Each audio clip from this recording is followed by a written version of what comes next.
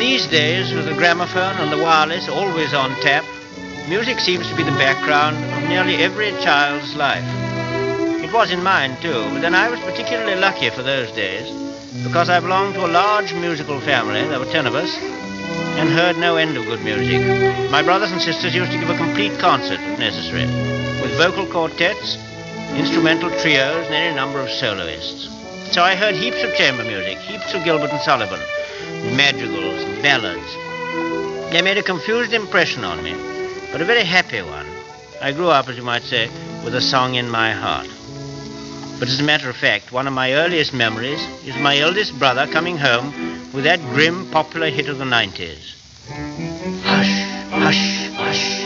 Here comes the bogeyman, so hide your heads beneath the clothes you take you if he can. Hush, hush, hush, and all the children ran. So hush, abide, my baby's dear. Here comes the bogeyman. I expect you remember that. And then much later, when I went to school, the background of music was always there, whether at concerts or the choral society. And we learnt a lot of songs that were newly revived in those days, the sea shanties, What to Do with a Drunken Sailor, that sort of thing. And the folk songs that Miss Lucy Broadwood was discovering. Golden Vanity, Green Grow the Rushes, and Twanky Dillo. Twanky Dillo's a lovely one.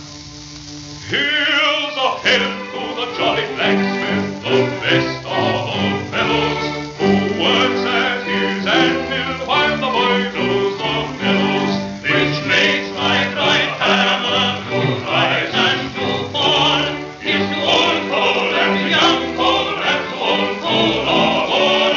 Twanky Dillo, Twanky Dillo, Twanky Dillo, Dillo, Dillo, Dillo. A roaring bell bagpipes ring on the green willow.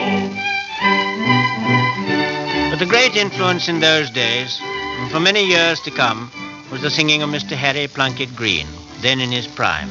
He was an inspiration if ever there was one. No singer before or since ever thrilled or moved me as he did.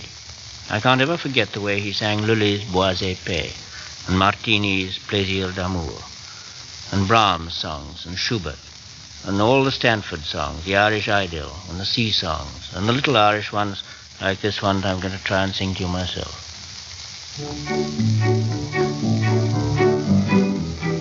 Trot into the fair, me and Mal Maloney, sit head I declare, on a single pony. How am I to know that Molly's safe behind, with her heads in all that awkward, awkward way inclined? By her gentle breathing, whispered past my ear, and her white arms wreathing warm around me here.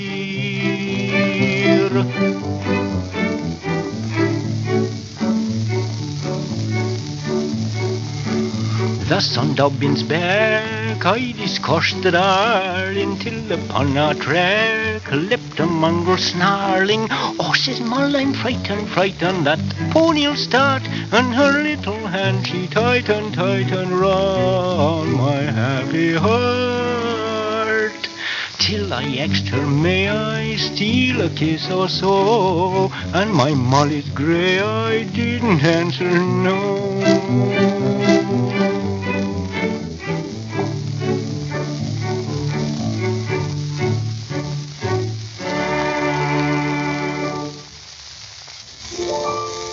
Songs, as you will have gathered, are the music that sticks most in my memory. I used to sing a bit myself, and I suppose one would call that the age of Maud Valerie White, those spacious, sentimental days of King Charles and Montrose's love song, and When the Swallows Homeward Fly, which the orchestra is playing now. But by a curious freak, I also retained a high treble voice until I was about 21. It wasn't a falsetto at all. And when I was at Oxford, I used to sing duets in the two voices.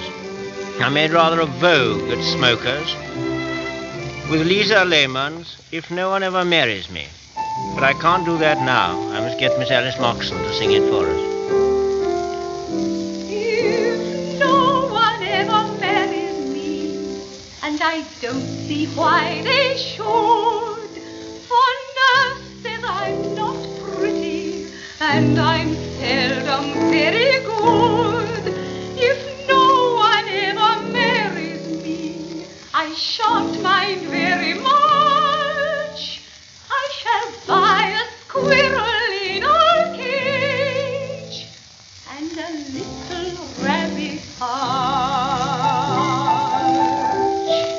If no one ever marries me, but I rather think they will.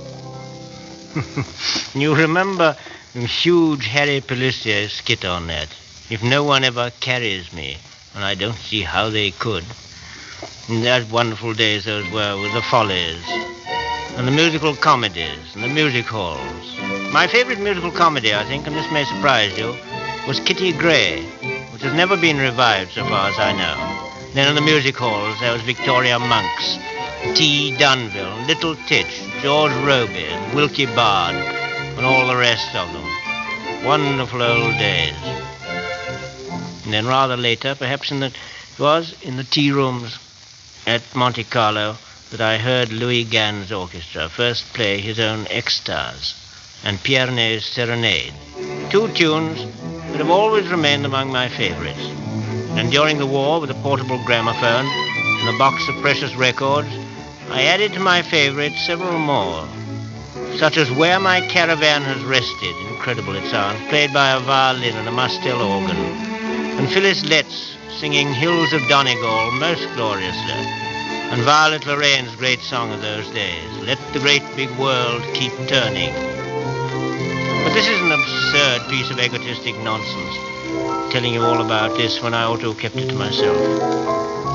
Still, I dare say I've reminded you of some precious memories of your own, and you'll agree that there are some songs that we can never hear too often, and I've chosen one especially just to end up with, and that is Drink to Me Only with Thine Eyes.